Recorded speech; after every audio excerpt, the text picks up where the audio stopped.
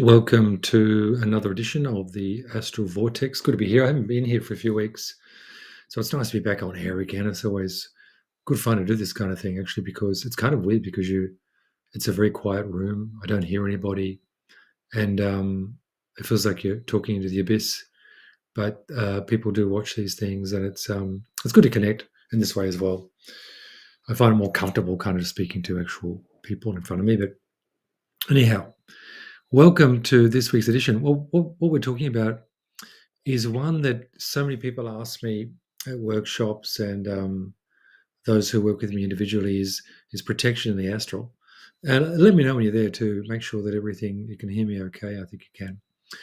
But this whole notion of protection is an interesting one because hang on. One thing I'm not particularly good at multitasking, but what I'll get into you talking about with is actually no, I don't want that. That's actually not a bad thing because multitasking actually fractures your energies, and that's one thing I want to talk about in terms of protection is that we're very much in an age, I think everyone would agree that we're often doing lots of things. Our minds are very distracted. Things are happening all around us. What that does is it actually fractures your energies. So you're not totally present. So there's not all of your energy streams are actually with you. Sounds like a funny thing to say, but I found to get at the nitty gritty of this protection thing, I've actually found after a while, you actually carry like an energetic blueprint. So when you go into the astral, if you can be as present as possible or as much of your energies with you, and I'll get into that, what I mean by that, you actually send off a signal. That signal, through experience, I've found uh, sort of lower threshold entities in the astral. So they generally hover in the threshold like fourth dimension, that these lower astral realms like ghosts and things like this, archetypal, scary things. Things that you feel afraid of, perhaps when you first go into the astral. What happens is after a while you start to emit a signature when you go into the astral and they leave you alone. They're actually afraid of you. I found that more and more I judge a lot of entities there. If they just escape out a wall in a room when they see me, then that tends to suggest I don't think I'm that scary. That tends to suggest that they're kind of not really up to anything profound there. They're kind of maybe doing kind of stirring things up. Um, Generally, I think when we get into the notion of protection, we've got to think, what are we protecting ourselves from? Okay, so as I've talked about many times, when you do get into the astral, you're giving off a resonant frequency. Okay, so if you're carrying certain fears with you, what I call kind of energetic detritus, then this will mirror itself due to the laws of resonance, and the laws of resonance in the astral are immediate. So these will mirror themselves in archetypal beings that will be there. Basically, they're mirroring back the signature you're getting off. So we could, even the very word protection itself is a laden one, and I often don't use that word. I deliberately put it out there today because I think everyone knows that, and that kind of resonates with people. The word protection actually kind of resonates a bit with um, this low-level fear that is in humanity. You could better call it empowerment. So, how do you empower yourself the best? That when you're in the astral, you kind of have free passage, if you like, to as much as you can, free passage. And so that's really what we're discussing. And I found over the years, um, early on, okay, basically, the tools you use in this reality are the ones that you use in that reality. Okay. And as I've often spoken about in this reality, is that you'll often want to protect yourself. So, like if I'm going to a supermarket or a big shopping center, I will always protect myself. Even today, I went for a surf, um, and I will put around the white light, the violet flame, um, that's attributed to Saint Germain, which is an energy. So imagine a violet flame around you. Now, the thing is, when I'm talking about these protective mechanisms or tools, you don't have to be in an altered state to use them. You don't have to be in the know to use them. You don't have to be um, you don't have to be like an absolute mystic to understand this. Hi, Nitro, how are you? Good to see you here. So these tools of themselves carry weight and energy because they've been used for eons. It's like a mantra or an invocation, an incantation, and you start to get familiar with these things. So, in a nutshell, if I'm going into a heavily populated area, as I said, when I go for a surf as well, I would do it to protect myself. Now, I've done a lot of experimentation with this, and I've kind of seen the difference. So I'll just put white light around myself. Okay, violet flame, um, blue light of Archangel Michael, which you would have heard of, and I often see a blue flash.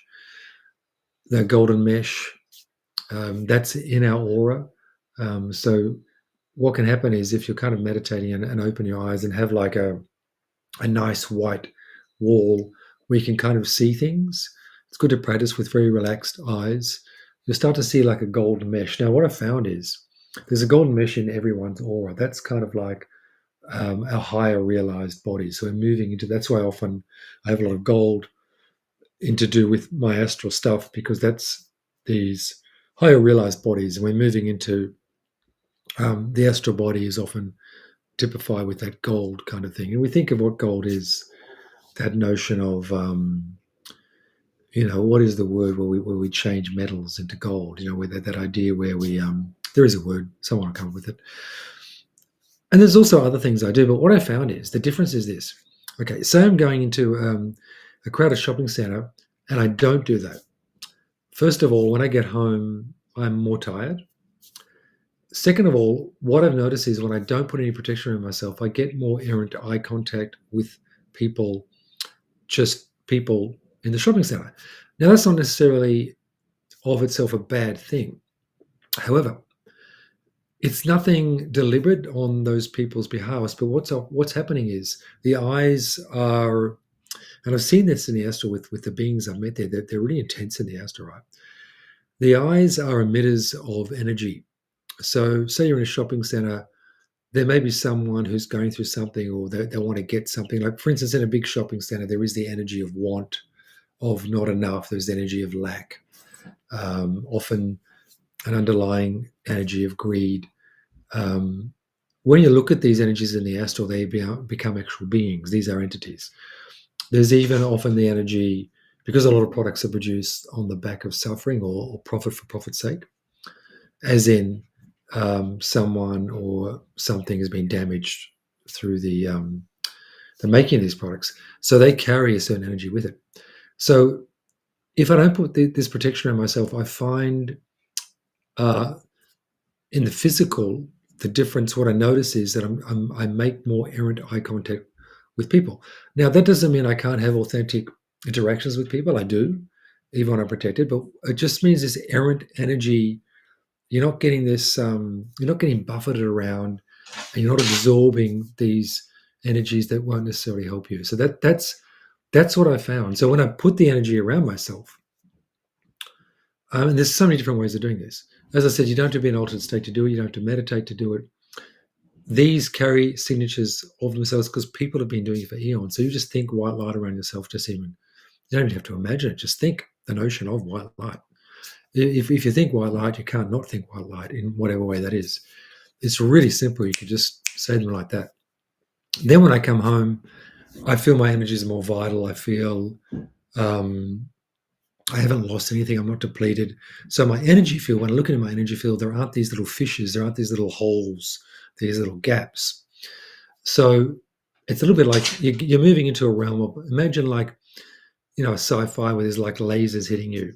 And I've seen these lasers in the astral. So there's energy coming at you like laser beams and they're hitting your energy body and opening things up and you're getting depleted. It's subtle, but often not that subtle. You'll really feel the difference. So alchemy was the word. Thanks, Shine. You're quite right. Alchemy was the word, that notion of gold, changing materials to alchemy. Yeah, becoming an alchemist. So what you're doing is, and very much the violet flame is a good one for that. That's said to essentially any negative energy that comes into that violet flame becomes positive energy. So, for instance, years ago, I will get to the the relevance in the astral very soon about this. But what I'm saying is, many years ago when I was swimming, I used to swim a lot in a pool, and it was a salt chlorine pool, but I used to still absorb a bit of the chlorine. But anyway, and I found I'd often get colds, and I was living in Melbourne and it's cold. Um, and so I'd often get, something's in the water and they'd hit the water and I'd get a bit sick, whatever. When I started putting the violet flame around myself, I never got sick swimming in a pool after that. And like it was a noticeable improvement just to put that violet flame. So that's going to, um, yeah, any negative energies, or when I say negative energies that can impinge on your field or bring it down at all, that will change those energies, transmute them into positive energies. So first of all, there are things you can do just like that, and I do that during the day. So, and what you're doing is, if you do that, basically, I'll do that at some stage every day. What I'm doing is, I'm kind of fortifying my energy body in the best sense, so that I mentioned in the description to this video about sleep hygiene. So essentially, you're mainly going to go to you're mainly going to go astral when you go to sleep. Thanks, Shine. Greetings to everyone. Absolutely. And and Linda's here. Oh, good. Oh, good to see you, Linda, because Linda's done the astral workshop and stuff with me. Yeah, it is. It is. It is really good. And as I said, you don't have to be a mystic or have to have studied this stuff. It's real. It's real. Okay. And like in the astral, I've often tried these things, and like things come alive. So we're not seeing all of this stuff happening around us, but it's happening anyway. So what I'm alluding to is that, in fact, our astral bodies are always active, even right now when you're watching this. So we all, without an astral body, we wouldn't have a physical body. Okay, so the astral body preempts the physical. One day, the science of astral projection, astral travel, will become more mainstream. It will be taught in schools. I'm trying to get to a point where, anyway, I'm working on certain tools to make it easier for people to astral travel, and maybe I'll get there, maybe I won't, but because I wonder sometimes what often works for me might not work for someone, or maybe it works for someone, not someone else, and everyone's different, and it changes for me all the time. Just a question there from Sean: is there a difference between an OBE? No, it's the same thing. I think a lot of people say an OBE is when you get out. I call it real-time astral, when you get out in this reality. So in the end, it's kind of semantics, but so an OBE, in literal terms, is when you get out of body and you're in this reality, basically like a ghost. So you can see yourself. You get all this kind of verification. Astral projection covers that as well in my mind, but that also goes into the astral realms and higher realms. So astral projection is when you go to other dimensions. So you're out of this mortal continuum altogether. You're out of the earthscape. So that's probably the best way of putting it. I call it real-time astral versus astral projecting in many ways. So what you've got to realize is your astral body is at all times around you and at all times active. And you can actually bring that into being. You can just even close your eyes now and just think, okay, I acknowledge my astral body. I give thanks for a more conscious connection with my astral body, and perceive the astral body around your physical body. It is, and in the astral, I've often shape shifted.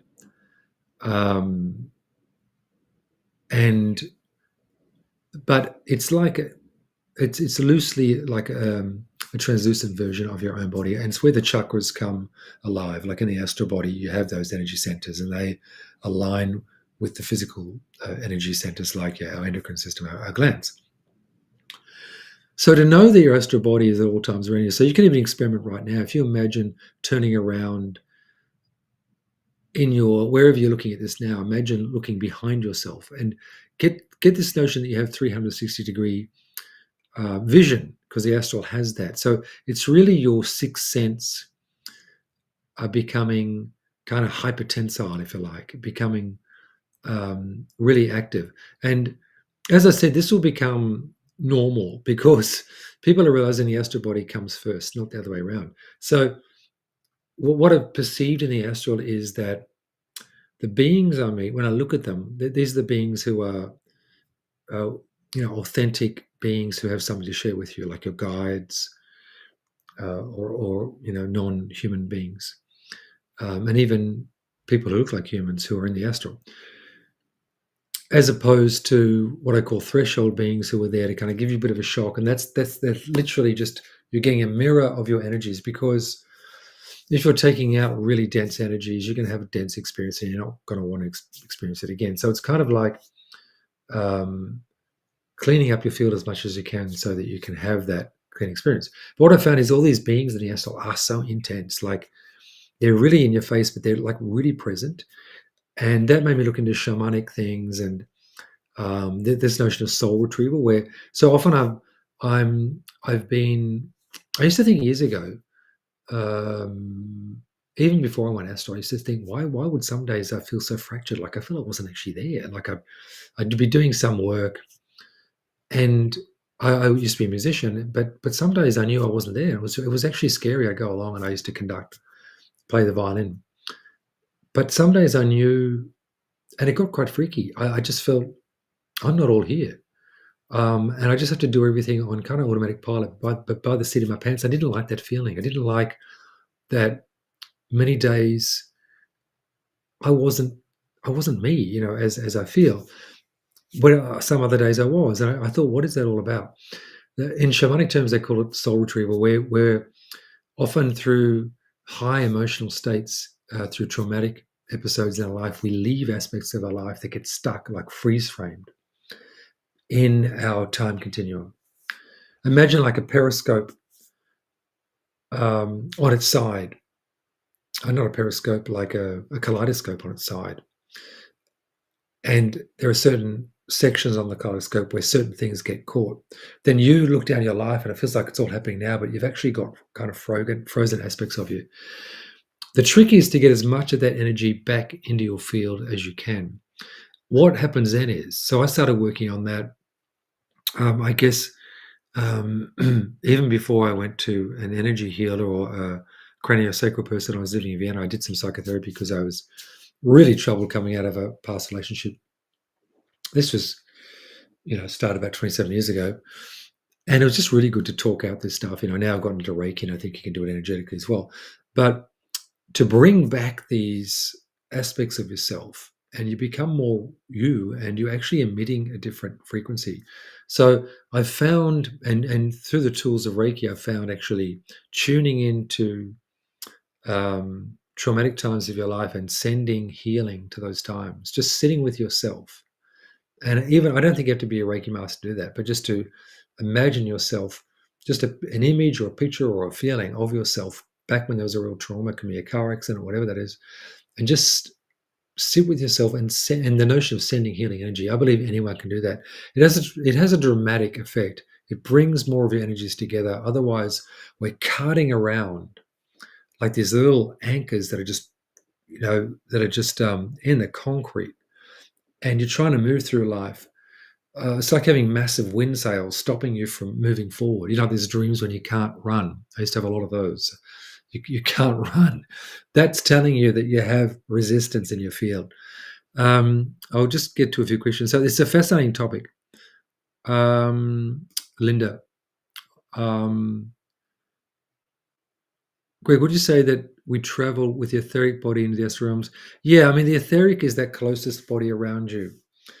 Look, I'm not sure about that because I think that is the etheric has enough vital energy to keep your physical body functioning. Okay, I don't know about that. I think when you go astral. So I've got a feeling that's not the case. I think it's the higher bodies that go. So you've got etheric and you have emotional and mental bodies. It's more around the emotional body, mental body strata where the astral body is. I'd say. Okay, that's my feeling. And nitro. Saw my astral body once when I had a spontaneous out of body and it glowed white like a neo light. Yeah, it does tend to glow. So it's a light body. Remember, astral comes from the Latin word astra, meaning star. So it is a star body. Not only star body in that you can navigate the stars and what does that mean, star? We're lit up by, so without stars we wouldn't be here. So it's the body that takes the vital energies. Like Even today when I was surfing, it was actually cold for Queensland. I was actually shivering. It was like 18 degrees Celsius, but it's never that cold. And I felt really good for the rest of the day. It's kind of good to get really cold sometimes, but often you'll feel like in the water. Like this is one thing I want to talk about with protection as well. Just once a week, I'll go to the ocean and get in there, either surfing or swimming, and I really feel that like I just feel it just shakes off all this stuff. If I can't, I'll have a magnesium salt bath or an Epsom salt bath once a week at least. I've got an infrared sauna in the room I'm sitting right now, and that's really good as well. So to find these tools to help you purify a field, it's not a luxury doing this. It's a necessity. Okay, and as I said, we've all got astral bodies. Without them, we wouldn't have a physical body. So our astral body is supporting our physical. We need to tune into those higher bodies and replenish them and nourish them. So we can do that in the physical. And like I feel fantastic after being in the sea today. It was my body's buzzing, optimal for an astral experience to have a body that is buzzing. It just gets that happening. So it's not denial of the physical body that's going to create astral experiences. It's actually a it's a coming together, and it's a working together with each other. So I'll get a Phil, my brother in arms, Phil, across the ditch in New Zealand. How are you? So yeah, it's so with this protection, like so I find I will use the waking state as much as I can to propel myself into the astral state, and that includes protection, or I prefer to call empowerment. Okay. If you look at words, I mean, as I said, I deliberately put that word protection there in the title for this video. I do see it more as empowerment, and I like to drain these words of any fear frequencies. So for me now, the word protection is a smiling word. It's not a negative word. Okay. So another thing, like for instance, scrolling, we've all done it. What happens energetically when you scroll and lose yourself in the scroll on your phone? There's like an arm that comes out of the phone. And you can see this in the astral. It's like a tentacle with a suction cup, and it pulls your energy away, vital energy from you. It literally pulls your vital energy away from you. So you want to basically scroll as little as possible. So what I'm saying is you're fracturing your energy by engaging in that kind of practice. That's why I love to get out and do physical activities and I don't take my phone with me. And this was a beautiful thing during COVID because I never took my phone with me because you had to what was it called? You had to scan your phone, and I didn't have the scan thing because I read once, everyone was supposed to scan, and I read on the fine print of the one here in Queensland that said, by accepting this application on your phone, you allow your information to be sold to foreign nations and bodies. So I said no. So I left my phone at home a lot, and I've kept in that habit. I find not to have the temptation because there is an energy of your phone literally saying, "Come here, come here, come here." So, and it's pulling you in and fracturing your energy. So, if we look at the notion of sleep hygiene, you want to be as together as you can. You want to feel really good when you go to bed at night. You want to feel as focused as you can, and that'll give you your best shot at astral travel. And not only does it give you your best shot at getting out consciously or having some kind of lucid dream experience, it's your best form of empowerment or protection. So we have those tools, as I mentioned earlier, with the the light around you, these sort of things, and you can look into that. As I said, in a nutshell, there's other things I do too, but there's quite a few things I do, and I like it, and do I need to do it? I don't need to do it, but I found, like if I'm a bit tired and I'm driving, a fair way. Like I'll put this protection around myself in the car. There's also a symbol called the Christos, which is a circle with a cross. And the cross goes to the perimeter of the circle.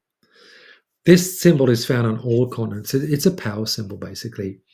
It's often found carved, and it's often over ley lines or bases of power. So what you're doing when you do that symbol is, due to the laws of resonance, you're actually engaging with the ley lines around you and engaging with those energy. It's like, like the like an electric tram is getting its power from the ground through the tram track. So what you're doing is you're engaging with the energy field around you. I will put that all around me when I drive and around the car, and I find, I know I'm just with it. I know that if I'm a bit sleepy, I'll be fine. I know that someone's going to come from the left very soon. I know I'll be alert now because someone's about to slow down on the highway. So you start to get this notion of deja vu, which I talked before, or kind of, it's like a precognition, but it's in real time. Okay, that starts to really amp up. You just know. And so that's not bad, that kind of stuff. There's also, yeah. Anyway, but I just want to, oh, hi, Eliza, how are you? All the way from Canada.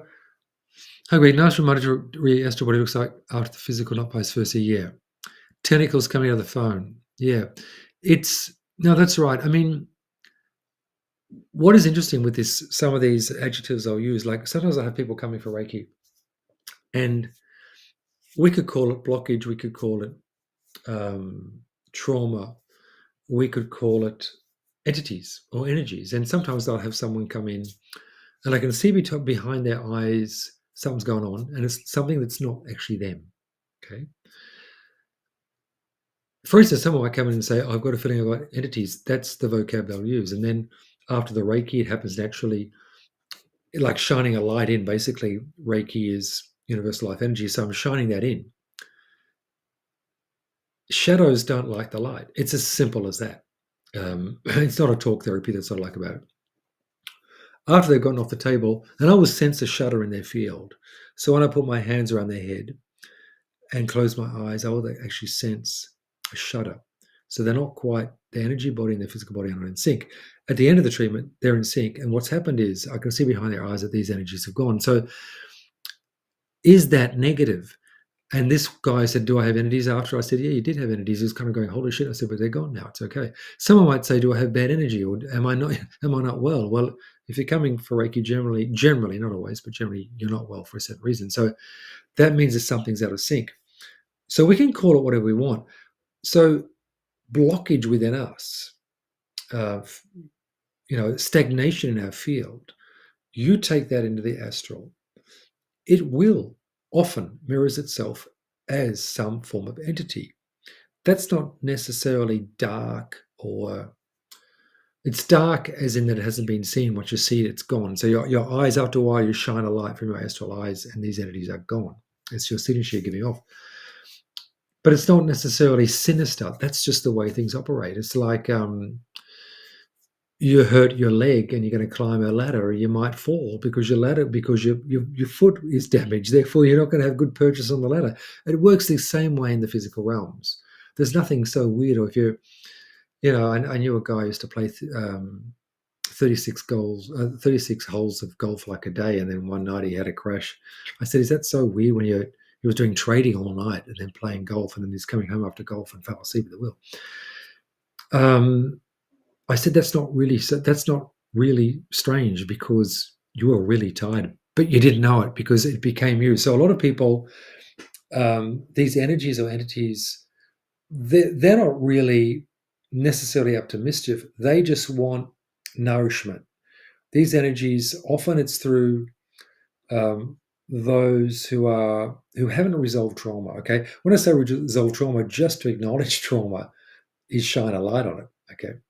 What can happen is that energies, they will see a field and they will gravitate toward that field because they get some purchase. What I mean by that is they get a bit of they have their own adrenaline rush of whatever that person's having. Like if it's a poor me person, oh, poor me, like there was a great cartoon when I was a kid called Calamiro. It was a little black duck, I think, a little black chick with a with an eggshell on top. It used to go, poor, what does it say? It's an injustice. It is. It's an injustice. And he was like poor me energy, and it was so funny. And everyone has those friends, and you say, oh, how you going, you poor thing. So you've got to be careful weighing up empathy versus sympathy. So the flip side of everything, empathy is a good thing. Sympathy is not so good because that just um, cranks up that level of entity/energy play that's going on in that person's field. Like for instance, if you it's just a play of chi. It's a play of life force energy. It's not even necessarily negative. All this stuff is just not necessarily going to help you. It all comes from a positive source. That's what I've seen. So I've got this thing where I measure chi. It's like a pendulum that goes up and down, and it's a very sensitive one. I got a really good one from Germany, and I'll often measure chi in things. And if you go to a doll, that has a likeness like a mannequin, and measure the chi in the mannequin, there's a bit of chi in that because the mannequin looks like a person. So therefore, because of resonance, it takes on a certain energy. So that mannequin gets attention. People look at it, they dress it. It's getting some attention. It's inert. It's what we call, non-organic product, but it's contained chi because of the container of that particular object looks like a person. So there's a certain resonance. This is a signature resonance you see in the astral. Anything that looks a bit like I'm really into pyramids, and I've got a really good Giza pyramid, exactly the same proportions, but 2 meters at the base. And so when I sit under that, I'm resonating with all of the Giza pyramid operates on the golden mean ratio. So I'm moving into the golden mean ratio when I meditate, and I'm also resonating with the Giza pyramid in Egypt. That's just the way resonance works. Something that looks like that. If we all, as I said before, if we all had a guitar, they're in tune. I pluck an A string, all of your A strings will start to vibrate in resonance, sympathetic resonance. That's how brain entrainment works. So I'm probably going off at a tangent here. I'm going to see any other comments there, but yeah. So okay, so but when you're actually going astral, what I found is often, and I won't talk too much about this, but often, and I was a newbie when I was going astral. Really, as I said, when I look back, I'd done a bit of work. I'd done a bit of verbal therapies uh, with a psychotherapy. And then I went to this energy healer, which really cranked things up. And she was a craniosacral person who also did energy stuff. So that got my energy body really whirring. But I was fascinated because I remember she said to me, because I had a sore shoulder and she got rid of it. And I said, do I have any more? She said it was a blockage. And I said, what do you mean? And she said, well, you're human, you've got blocks. And I became intrigued and in an obsessive way removing these blocks because I thought it pinged to me that my whole life, as I said before, as a musician, I often felt sometimes I could perform perfectly and I'd be conducting totally in the zone. Other times not. And it used to scare me because maybe it was a subtle difference to some. Maybe I was always wired that way. But often I'd be going to a concert and I get up and I think to myself, I'm not feeling it. I'll do it, but I don't feel it. And I really wondered that. What was that about? What was that about? And everyone has that to a certain degree, like, sports people and people who perform. But if you look at, once again, people in the astral, beings in the astral you meet, they're very intense. They're very there. When I say intense, they're very present. And you can really feel it. Look at Djokovic. Look at Kelly Slater. Look at these great sports people. They are really present. And it's no coincidence. They've worked on themselves. They've got more of their energy intake. Now, not only that, I've found with the astral experience, because you inhabit your past life, so you're often in a past life body, you're shown past. So what happens is you actually start to take these energies of past lives. Because people say, oh, Greg, you must be like a meditation monk to do this stuff. I'm not at all.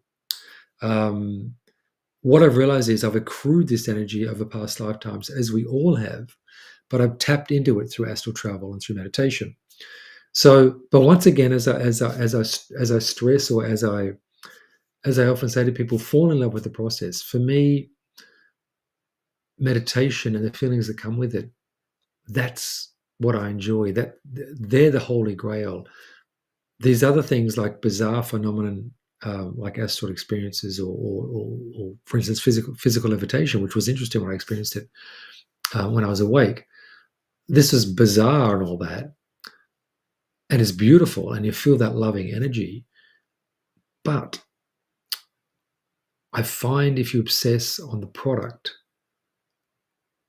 your body has a way of pushing you back to the process. So it's the process that's important, and even the word discipline. It's actually a nice word. It's not a negative word. Like your practices, as I said, like a discipline of mine is to get onto my surfboard. As Phil, who said hi before, who's a hermetic, pointed out that I'm also doing. There's also almost qigong like practices because you're having to balance as well. But just getting the soup of the ocean, so it does a lot. And feeling the sun on my body. All of these things, in many ways, are an extension of meditation. So, and I have to do it. It's not a choice. It's not when I say I have to do it. I want to do it to nourish my fuller body because, as I said, the astral body and the physical body are inextricably linked. If you think of it like this, you think of your body. If you think of like your fingerprint, say your middle finger, which is kind of um, a powerful finger actually for for healing anyway. But anyway, the middle finger. If you touch the table in front of you now with your middle finger, where you're touching the table is your physical realm. It is the realm of sensation as we know it, mortal sensation. But you are more than that. You are more than that finger touch where it meets the table. If you go right up the finger, right up your hand, up your arm, that's you. The greater you is that. Your astral body is a part of that. We are just our greater body where it interfaces with this very small bandwidth of consciousness. Okay. And that is not to demean it whatsoever. But you've got to realize, I mean, everything is in our favor um, to evolve the way we wish. And we've chosen this experience. But what happens to a lot of mortals is that they get lost in the experience. They get lost in the experience of action reaction. And so the great thing about the astral experience is when you start to meet these aspects of yourself, you start to engage with your timelines, you start to dissolve a lot of this fragmentation that is in the field. Then you realize you have a choice. You realize when the time comes, you'll have the choice of where you want to go next. Do you wish to come back asleep, or do you wish to come back another way? What is fascinating is one of my guides is an ex-human. She's been in this reality. So there are a lot of humans who work as guides, and I have a lot of people who actually I just taught someone Reiki the other day, and she's a psychologist, and she came a couple of months ago to an astral workshop. By the way, I've got one on Sunday. If you're in Brisbane, I've got one on Sunday, this Sunday. You can see links on my site. Anyway, she said to me she'd been to a psychic healer of some kind of psychic. And the psychic said, there's someone in your field. And this was just after she'd been to my workshop. And she said, and I'd often say to the people in my workshop, are you okay if I try to take you out at night? Like I'm putting the intention to. And often people will say they felt me take them out, but I don't remember it. Stuff goes on. Anyway, this psychic said, there's someone in your aura, his name's Greg. He's an astral traveler and he's hanging around. And she just said, what? And this person hadn't heard of me. And it was fascinating. So it's a real thing, this notion of your aura and what is in your aura, how present you are. There's the notion of your lives coinciding or coming together. And what that does is when your past lives and concurrent lives, whatever, when aspects of yourself come together, and when you start to relate and converse with your higher self, what happens is you set up a continuum in your field that has greater purchase on the reality that you wish to actually bring into being. So the more people that this is happening to, and I'm not the only one, many people are having these experiences, and that's why I'm passionate teaching it. Uh, what's happening is over time, there is a dimensional shift that is taking place. So we're bringing, literally drawing in a dimension that serves us more, that is in true alignment with the human spirit. Um, so sometimes someone asks me what I think the definition of hell is, and I said hell is you have no spiritual, if you have no conscious spiritual activity or life on this planet. If you are just living here just for material experience, that to me is the definition of hell. Um, that's not to deride it. Everyone has that right to do that, but it's difficult to get out of that once you get really caught in that. In the end, as I said, it's a win-win. We're all moving. We're all evolving. But it's great to have more choice in what you wish to experience in this reality. And so, yeah. Do you think weed is is helpful? I don't know. I haven't. I've never had it. I know that sounds really weird. Um, um, I've just been so sensitive for so many years that I've seen some people it helps them relax. That's for sure. I know some people have had. They've taken that. What's it called? I think it's called skunk. It's hydroponic weed, often in the UK and Europe, and they've had full-on psychotic experiences, and they haven't been good. So they've kind of tumbled almost, if you like, into the astral, but it's with a lot of negative charge in their field. I think anything that relaxes you. I think any drugs at all. Like I see, look, the energy of caffeine in the astral is interesting. Caffeine would be the opium of the masses.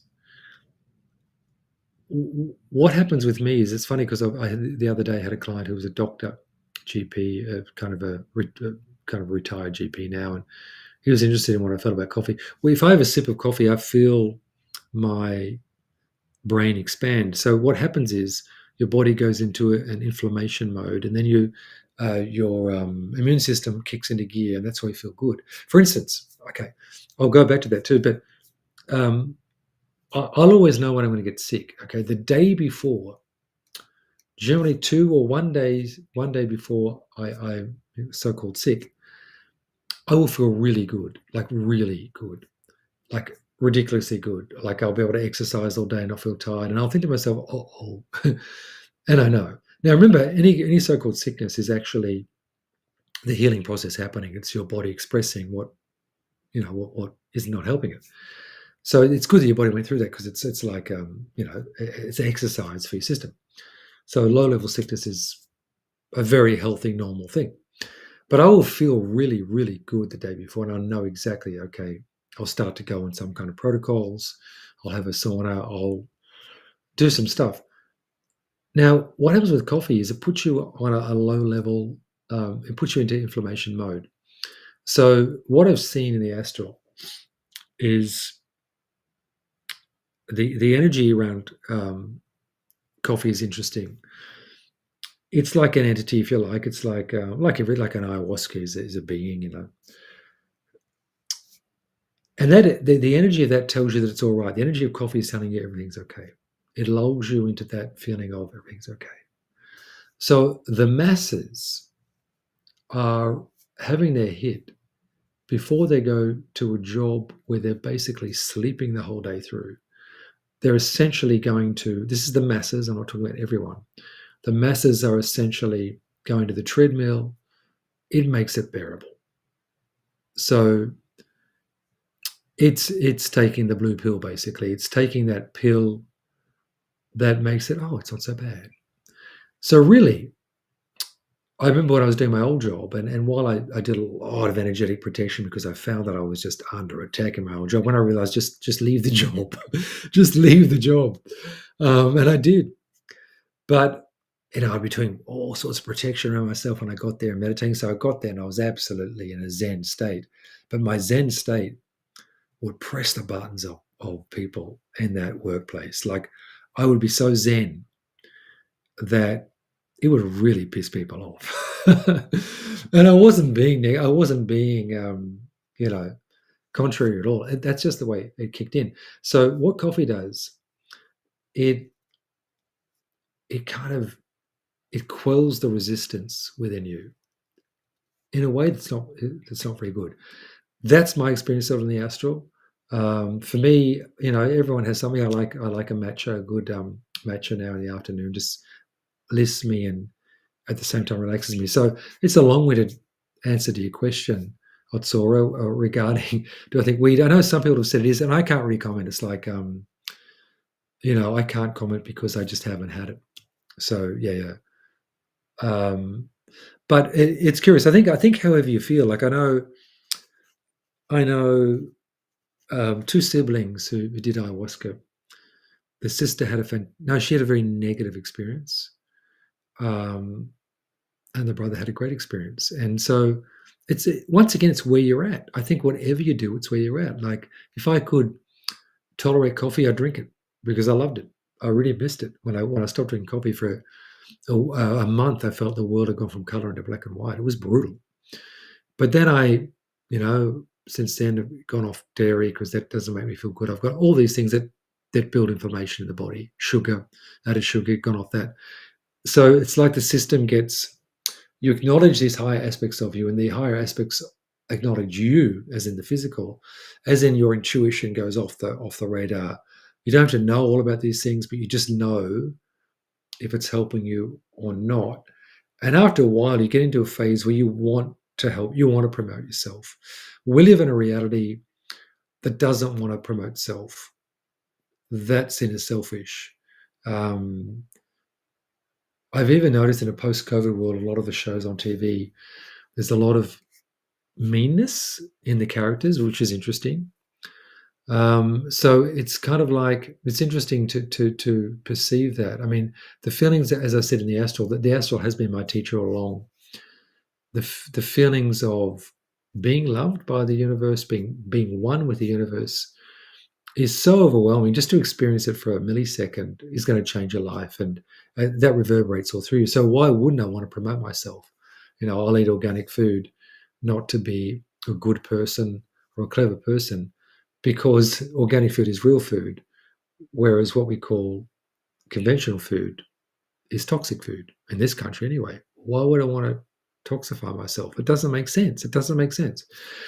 So one has to feel into all these things. I remember going to the supermarket early on when I started going astral.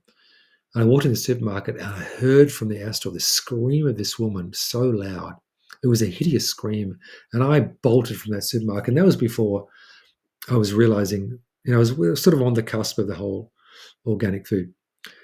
And what I realized was this scream was a collective kind of product from the astral. This scream basically telling me don't go there. Basically, I do go there to get tissues, and sometimes they have frozen organic berries. That's it. A few kitchen things sometimes. I'm not going to. Oh, sometimes they have some organic products. But basically, what I'm saying is that scream, I realized, because I was too scared to set foot in the supermarket, was the collective pain of those products, the toxins, the unfair working hours of the people who made it, the conditions that the beings who relate to that product were put under. So in the astral, you actually start to feel that. And this astral overlays on the physical the whole time. There's like a wave of energy. As I said, before dawn, it sweeps over the earth. When the veil is the thinnest, it's like an astral breeze.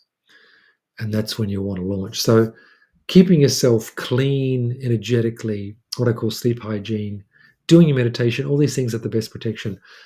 And putting, as I said, those tools, you can look back to see what I said at the beginning. Also, you can say things like archangels, center masters, all beings of light, love, and healing. I give thanks for your healing, empowerment, guidance, protection at all times, things like this. It's good. They're good. It's not going to hurt you. It doesn't stop you from going out. A lot of people say, "Is it going to stop me?" It doesn't stop you because the astral is in alignment with your highest good. So look, I've mentioned a lot of things. As I said, I've got the workshop coming up on the weekend. I'll just put my there's my website, Greek to Astral, which you all know. But have a look at that. That's on Sunday.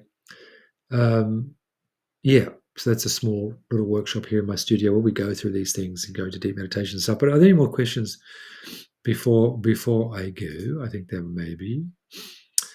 Pleasure, Otsura, pleasure.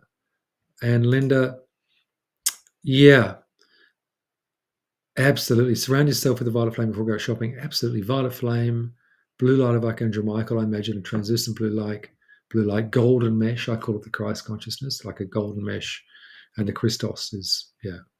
Oh, thanks, Linda. I'm glad you've loved the workshops. Yeah, we should actually be in a physical because I think you're in Canada as well, aren't you? So anyway, I'm going to say bye for now. It's been great chatting.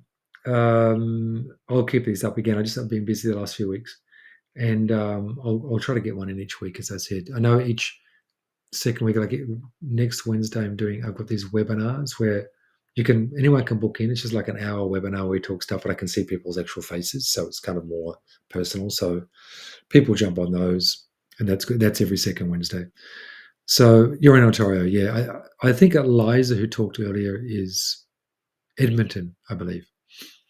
So a great product from Canada, which I'm talking to at the moment. There's a product called the Pearl, Perl. It's a Rife machine, so it's a frequency machine. It's a state-of-the-art frequency machine.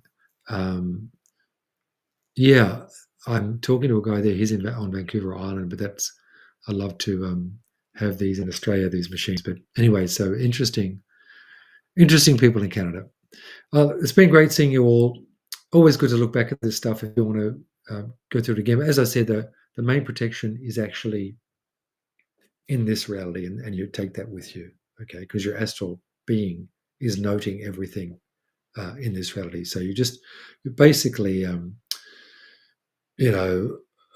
empowering your whole system, your whole energy field, so that when you go out there, and you'll deal with things as you do. In the beginning, I'd be saying, in the name of Jesus, if there was some, or I'd whack them or I'd swear at them. It's okay. You things just happen, and it's okay.